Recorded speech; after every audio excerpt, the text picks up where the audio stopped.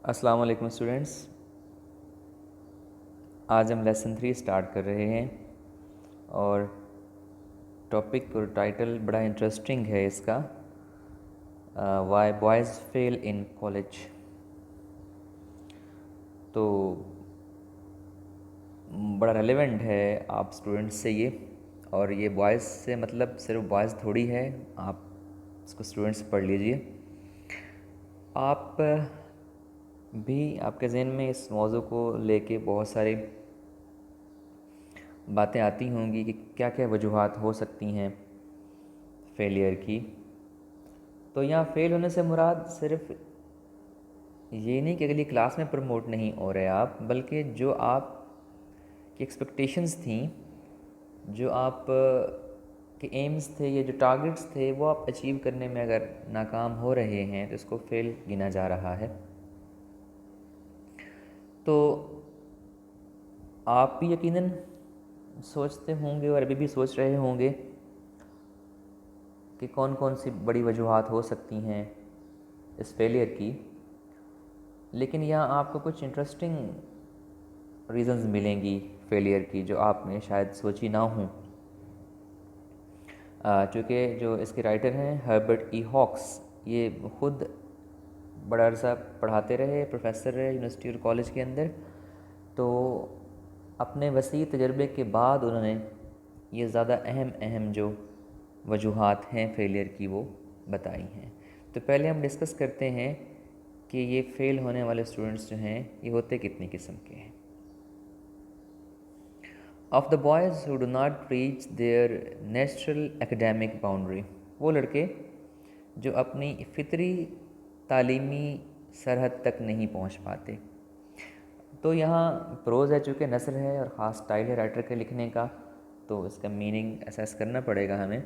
मुराद ये है कि जो उनके अंदर एक कुदरती तौर पर एक सलाहियत, जितनी कैपेसिटी मौजूद थी, क्या उस हद तक अगर वो परफॉर्म नहीं कर पाते, पोटेंशल सबका अलग अलग है, तो जितनी उनके अंदर पोटेंशल था, नेचुरल एकेडमिक बाउंड्री थी, तालीम हासिल करने की एक लिमिट थी उनके अंदर, हद थी, अगर वो वहाँ तक नहीं पहुँच पाते, उसके मुताबिक परफॉर्म नहीं कर पाते during the course of their college career, college में अपने तालीमी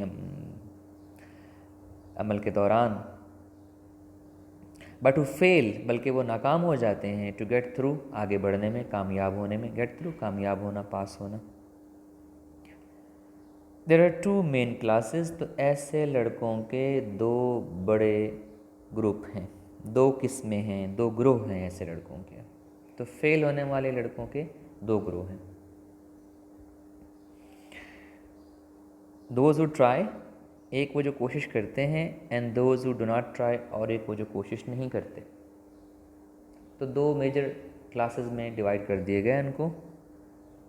तो जो कोशिश नहीं करते वो उनकी तो समझ में आती है कि वो नाकाम हो जाते होंगे। ज़्यादा हैरानी की बात पहला ग्रुप है, दोज हु ट्राई, वो जो कोशिश करते हैं स्टिल वो नहीं, मतलब they are eager to do something, वो कुछ करने के लिए बहुत बेचैन हैं, उनको शौक़ है, कोशिश भी कर रहे हैं, फिर भी क्या ऐसा मुमकिन है कि वो अपने टारगेट्स अचीव ना कर सकें। तो ये बड़ा गौर करने वाला ग्रुप होगा। मैनी बॉयज़ अटेम्प्ट सीरियसली, बहुत से लड़के बड़ी संजीदगी से कोशिश करते हैं टू मेक गुड, कामयाब होने की, मेक गुड, अच्छी कारकर्दगी दिखाना, कामयाब होना, and really have the native ability to do so, और उनके अंदर ज़ाती सलाहियत भी होती है ऐसा करने की। नेटिव से मुराद वैसे तो लोकल होता है, मकामी किसी जगह का, लेकिन यहाँ मुराद लिया जा रहा है इनबॉर्न, पैदाइशी, इन्नेट, इंट्रिंसिक, उनके नेचुरल से फितरी तौर पर उनके अंदर पाई जाने वाली एबिलिटी भी। तो किसी भी टारगेट को अचीव करने के लिए दो चीज़ें चाहिए होती हैं, एक तो वो सीरियस हैं, काम करना चाहते हैं, और दूसरा वो कि उनके अंदर काम करने की सलाहियत भी मौजूद है, उनके अंदर कैपेसिटी भी मौजूद है, इतना पोटेंशियल भी मौजूद है। तो क्या फिर भी नाकामी हो सकती है? क्योंकि हमारे यहाँ आमतौर पर दो ही चीज़ें गिनी जाती हैं कामयाबी के लिए, कि एक आपके अंदर ख्वाहिश हो, आप संजीदा हों, और दूसरा आपके अंदर पोटेंशियल हो। तो कुछ लड़के, अक्सर लड़के ऐसे होते हैं जो चाहते भी हैं और कर भी सकते हैं, उनके अंदर पोटेंशियल भी मौजूद होता है, लेकिन मसला क्या होता है फिर क्यों नाकाम होते हैं वो? But find it almost impossible, लेकिन उन्हें ये काम इंतहाई मुश्किल लगता है to sit at a desk, कि वो टिक के बैठें अपनी मेज़ पर and concentrate on the task, और उन कामों पर तवज्जो मरकूज़ करें असाइन जो उनके ज़िम्मे लगाए गए हैं। Assign, allotted, consigned. Concentrate focus, तवज्जो मरकूज़ करना, कंसिडर फोकस। मसला सिर्फ उनकी कंसंट्रेशन का है। तो पहला प्रॉब्लम जो हमारे सामने आ रहा है ये लैक ऑफ कंसंट्रेशन है। सीरियस हैं, टैलेंटेड भी हैं, सिर्फ फोकस की कमी है और टिक के बैठना। लड़कों के लिए गालबन ये ज़्यादा मसला होगा, एक जगह पे बैठ के काम करना। देयर इज़ अ बॉय, ऐसा लड़का भी होता है, वो सिट्स डाउन टू स्टडी, जो पढ़ने के लिए बैठता है, ओपन हिज बुक, किताब भी खोल लेता है, but before starting on his work, लेकिन काम शुरू करने से पहले, starting on his work, says to himself, अपने आप से कहता है, सोचता है, I think that I had better sharpen my pencil, मेरा ख्याल है कि बेहतर है पहले मैं अपनी पेंसिल तराश लूँ। अचानक उसके जहन में ख्याल आता है। ये सारी चीज़ें उसकी तवज्जो को डाइवर्ट कर रही हैं। हैड बेटर आपको पता ही है, इन्फिनेटिव लेता है कौन सा? बेयर इन्फिनेटिव, टू के बगैर फर्स्ट फॉर्म लगाते हैं हैड बेटर के बाद। तो अचानक उसके जहन में आता है कि बेहतर है मैं अपनी पेंसिल तराश लूँ। इट नीड्स इट बैडली, मुझे बड़ी शिद्दत से इसकी ज़रूरत है, और अगर अभी मैंने पेंसिल ना तराशी तो शायद मैं ये ठीक तरह से अपना काम ना कर पाऊँगा। And when he has sharpened it, और जब वो अपनी पेंसिल तराश लेता है, ही ऑब्जर्व्स, तो वो देखता है, that all his pencils need sharpening, कि जितनी भी पेंसिलें पड़ी हुई हैं उसके पास, उन सबको ज़रूरत है तराशने की। तो इस तरह के आपको अमेजिंग लग रहा होगा, लेकिन जिन लोगों को फोकस या कंसंट्रेशन का इशू है उनके साथ ऐसे बहुत से मसले होते हैं। कभी उनकी टेबल ठीक जगह पर नहीं होती, वहाँ लाइट नहीं पड़ रही होती है, कभी चेयर प्रॉब्लम कर रही होती है, कहते हैं आज ही बस हम चेयर को ठीक करवाते हैं तो ये हिलती है, ये ऊंची है, टेबल नीची है, कभी टेबल ऊंची हो जाती है, चेयर नीची हो जाती है, कभी लाइट का इशू हो जाता है, कभी टाइम टेबल सेट करने में भी हम बहुत टाइम लगाते हैं, बड़े दिन टाइम टेबल सेट करते हैं, उसको दीवार पे पेस्ट करते हैं, लेकिन उस टाइम टेबल पे अमल करने की नौबत शायद कभी भी नहीं आती। फिर एक मुतबादिल टाइम टेबल भी हमारे पास होते हैं। तो ये सारी वो चीज़ें हैं जो ज़ाहिर करती हैं कि कंसंट्रेशन की कमी है और फोकस की कमी है।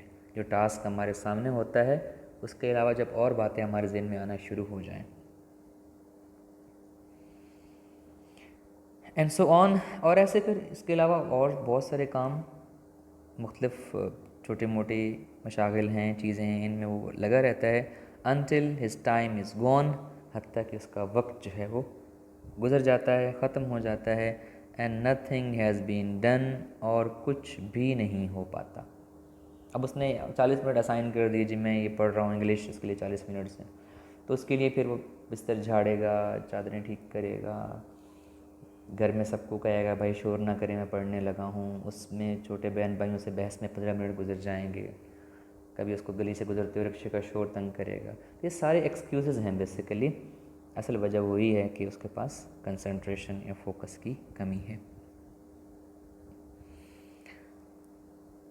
तो वक्त सारा इन्हीं चीज़ों में गुजार लेता है वो, और कोई भी ख़ास काम नहीं कर पाता है। Such nervous habits are not easy to uproot. Nervous habits, ये पहला मसला है जी जिसको हमने नाम दिया है नर्वस हैबिट्स का। तो आपने इनको याद रखना है तरतीब के लिहाज से, कितने कुल प्रॉब्लम्स डिस्कस किए गए हैं, कितनी कॉजेज़ डिस्कस की गई हैं। The first one is nervous habits. Nerves का इशू है, आज ऐसी हैबिट्स हैं जो घबराहट पर मबनी और मुश्तमिल हैं, ऐसी तशवीशनाक ये आदत हैं हमारी नर्वस किस्म की। Are not easy to uproot. अब इनको अपरूट करना, जड़ से उखाड़ना, ख़त्म करना, finish, eliminate, remove, do away with, ये आसान नहीं है। क्योंकि मसला क्या है कि आप किसी को ये शक भी नहीं होता कि ये प्रॉब्लम भी हमारे अंदर पाया जाता है, ना हमें खुद पता होता है, ना हमारे टीचर्स को या पेरेंट्स को इसका अंदाज़ा होता है। क्योंकि आप बड़े संजीदा होते हैं पढ़ाई में और टैलेंटेड भी होते हैं, तो इस तरह के प्रॉब्लम्स को टैकल करना, सॉल्व करना काफ़ी मुश्किल काम है। And so far as I can see, so far as जहाँ तक के आई कैन सी मैं समझ सकता हूँ, राइटर कह रहा है, मेरे ख्याल में कैन नॉट बी इरेडिकेटेड, इसका खात्मा नहीं किया जा सकता। इरेडिकेट का मतलब भी वही छुटकारा हासिल करना, गेट रिड ऑफ, ख़त्म करना, डू अवे विद समथिंग, या जो ऊपर हमने पढ़ा अपरूट। तो ऐसी आदत से छुटकारा हासिल करना बहुत ही मुश्किल काम है, और राइटर कह रहा है कि इनका ख़ात्मा हो नहीं सकता बाय एनीवन, कोई और नहीं कर सकता बट द बॉय हिमसेल्फ। कौन कर सकता है? सिर्फ वो लड़का जो इस प्रॉब्लम का शिकार है, क्योंकि देखने वाले इस सिलसिले में आपकी कोई मदद नहीं कर सकते हैं, आपके बड़े या कोई भी घर में। तो ये ज़िम्मेदारी सिर्फ़ और सिर्फ उस लड़के की है कि वो इसका ख़ात्मा करे। Others can see the difficulty, दूसरे लोग सी, देखना, समझना, समझाना भी होता है समटाइम्स। दूसरे आपको निशानदेही कर सकते हैं, समझा सकते हैं कि प्रॉब्लम आ रहा है, but the boy must take himself by the collar. Take one self by the collar भी इडियम है एक, डिमांड करना, अपने आप से खुद को समझाना, अपनी इस्लाह करना। तो लड़के को अपने आप को समझाना होगा, अपनी थोड़ी सर्जनिश करनी होगी, एंड मेक हिमसेल्फ कल्टिवेट, और उसे अपने आप को लाना होगा। मेक के बाद भी वर्ब की फर्स्ट फॉर्म यूज़ होती है जब आप किसी से कोई काम करवा रहे हो।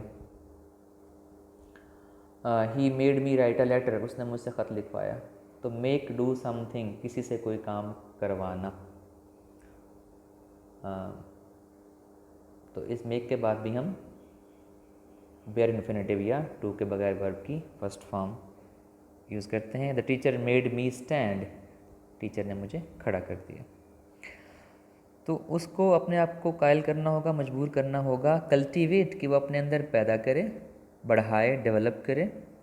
अपॉइज, एक ऐसी डिग्निटी या कामनेस, दो मानी दे सकता है, एक ग्रेस या एक इत्मीनान या आसूदगी, कामनेस की कैफियत पैदा करे। एंड काम, और सुकून की कैफियत पैदा करे। दैट स्मदर्स, जो गला घोंट दे। द फिजिट्स, सारी बेचैनियों और परेशानियों को। समदर, सफोकेट, स्टेफल, चौक, और फिजिट्स जो भी इज़्तिराब, रेस्टलेसनेस है, नर्वसनेस है। यानी अगर आप अपने अंदर स्टूडेंट पैदा कर लेगा, वो एक दो चीज़ें पैदा कर लेगा। कौन कौन सी? एक पॉइज और एक काम। सीरेनिटी, कामनेस, ये अपने अंदर पैदा कर लेगा। आसूदगी और इत्मीनान की कैफियत पैदा कर लेगा, जो इस सारी बेचैनियों का, फिजिट्स का गला घोंट देगी, उसे किल कर देगी, उसे मार देगी। तो फिजिट्स ही बेसिकली इशू हैं, बेचैनियाँ जो टिक के बैठने नहीं देती हैं। एक अनइजीनेस हमारे अंदर पैदा होती है, एक रेस्टलेसनेस पैदा होती है, जो हमें टिक के बैठने से रोकती है, यूँ कह लीजिए। तो उसको ख़त्म करना पड़ेगा। ऐसा अपने अंदर पॉइज और कामनेस पैदा करनी पड़ेगी जो सारी फिजिट्स को ख़त्म कर दे। तो ये काम लाजमी है। अनटिल ही डज़ दिस, जब तक वो ये काम नहीं कर लेता। तो अनटिल भी कंजंक्शन है, और जिस क्लास में ये लग जाता है आपको पता ही है, उसमें आप फिर नॉट इस्तेमाल नहीं करते। मतलब ये नहीं कह सकते until he does not do this, क्योंकि अनटिल का मतलब भी ये होता है जब तक ऐसा ना हो जाए। तो जब तक वो ये काम नहीं करता, यानी अपने अंदर वो पॉइज और काम डेवलप नहीं करता, it does not really try, तो असल में वो सही मानों में कोशिश ही नहीं कर रहा कामयाब होने की या अपने टारगेट अचीव करने की कोशिश ही नहीं कर रहा। Although he thinks he is trying, अगरचे वो समझता है कि मैं बहुत कोशिश कर रहा हूँ, लड़का समझता है कि मैं तो बड़ा ज़ोर लगा रहा हूँ, बड़ी मेहनत कर रहा हूँ, लेकिन जब तक आप वो काम और पॉइज डेवलप नहीं करते, तो ये जान लीजिए कि आप बिल्कुल भी कोशिश नहीं कर रहे हैं। आप कहते रहें कि मैं कोशिश कर रहा हूँ, इसको कोशिश के खाते में शुमार नहीं किया जाएगा। तो एक अच्छे लड़का सोचता है कि वो कोशिश कर रहा है, and often spends more time in the presence of an open book, और अक्सर वो ज़्यादा वक्त गुजारता है खुली किताब के सामने, किताब खोल के बड़ी देर तक बैठा रहता है। Often many a boy, अगर इसका मवाजना किया जाए ऐसे बहुत से लड़कों के, ऑफ इक्वल एबिलिटी, जिसके बराबर सलाहियत रखते हैं, हु डज़ गुड वर्क, और वो अच्छी कारकर्दगी दिखा जाते हैं इससे। यानी ऐसे बहुत से लड़के जिनकी इसके साथ एबिलिटी तो बराबर होती है, काबिलियत तो बराबर की होती है, ये उनके मुकाबले में किताब भी ज़रा देर खोल के बैठता है, लेकिन कारकर्दगी उनकी अच्छी होती है, ज़्यादा आगे निकल जाते हैं, मार्क्स उनके ज़्यादा आते हैं। तो ज़्यादा देर किताब खोल के बैठना is not the solution of the problem. बात सिर्फ कंसंट्रेशन की है। आप फोकस और कंसंट्रेशन के साथ थोड़ी देर बैठ लें, और किताब ले के सारा दिन बैठे रहें और आपका कंसंट्रेशन नहीं है, फोकस नहीं है, तो वो किसी भी काम की नहीं है। तो क्वालिटी मैटर करती है, आपके टाइम जो स्पेंड कर रहे हैं, कितना होल हार्टेडली, कितना फोकस्ड आप थे, कितना वेल कंसंट्रेटेड आप थे ड्यूरिंग दैट टाइम, ये मैटर करेगा, और इसी से ही फैसला होगा। तो फिर हैरान भी होता है कि जी मैं तो इतनी देर किताब खोल के बैठा रहा और फलां, और आपने बहुत सारे स्टूडेंट्स देखे होंगे और आपको गिला भी बाज़ होता है कि वो तो झकेलता रहता है, आधा घंटा पढ़ता है और उसके मार्क्स बड़े अच्छे आ जाते हैं। तो ऐसा हो जाता होता है। तो पता चला कि असल चीज़ कंसंट्रेशन है और फोकस है। नर्वस हैबिट्स ख़त्म करने के लिए काम करना पड़ेगा, इत्मीनान से, सुकून से और पूरी तवज्जो के साथ जितनी देर भी पढ़ें वो आप करेंगे तो उसके नताइज बेहतर आएंगे। मैनी ए के बारे में आपको पता है कि मैनी और मैनी ए का डिफरेंस। मैनी के आगे आप जो कुछ भी लगाते हैं, नाउन या वर्ब या प्रोनाउन जो होते हैं, वो प्लूरल लगाए जाते हैं। मतलब many boys are doing their work, तो मैनी के आगे मैंने बॉयज़ भी लगाया, आर भी लगाया और देयर लगाया। लेकिन मैनी ए लगा देंगे तो फिर तीनों चीज़ें सिंगुलर यूज़ की जाएंगी। Many a boy was doing his work, ये फ़र्क है, मीनिंग सेम ही होता है दोनों का, बस मैनी और मैनी ए के इस्तेमाल में फ़र्क है। यहाँ भी मैनी ए के आगे बॉय और डज़ लगा हुआ है, लेकिन मतलब वही है कि ऐसे तमाम लड़के जो किताब उसके मुकाबले में थोड़ी देर खोल के बैठते हैं, लेकिन वो अच्छी कारकर्दगी दिखा जाते हैं। तो आज हमने 2-3 क्वेश्चन डिस्कस किए पहले पैराग्राफ के अंदर। एक तो ये देखा कि बड़े ग्रुप 2 हैं फेल होने वाले स्टूडेंट्स के, एक वो जो कोशिश करते हैं और एक वो जो कोशिश नहीं करते। और पहला जो प्रॉब्लम डिस्कस किया हमने फेलियर का कॉज डिस्कस की, वो थी नर्वस हैबिट्स, इसको लैक ऑफ कंसंट्रेशन भी कह सकते हैं। ये होती क्या है, अब 2 क्वेश्चन बनेंगे, ये होती क्या है और इसको ख़त्म कैसे किया जा सकता है। तो जितने भी हम प्रॉब्लम्स पढ़ेंगे सबको 2 तरह से हम डील करेंगे। इसको डिफ़ाइन करना है एक क्वेश्चन, और सेकंड क्वेश्चन होगा इसको ख़त्म कैसे करना है। तो ये होती क्या है जी, टिक के नहीं बैठते हैं, कंसंट्रेशन नहीं होती है, फोकस नहीं होती है। और दूसरा, इसको ख़त्म कैसे किया जा सकता है, कोई भी ख़त्म नहीं कर सकता, लड़का खुद ही कर सकता है ये।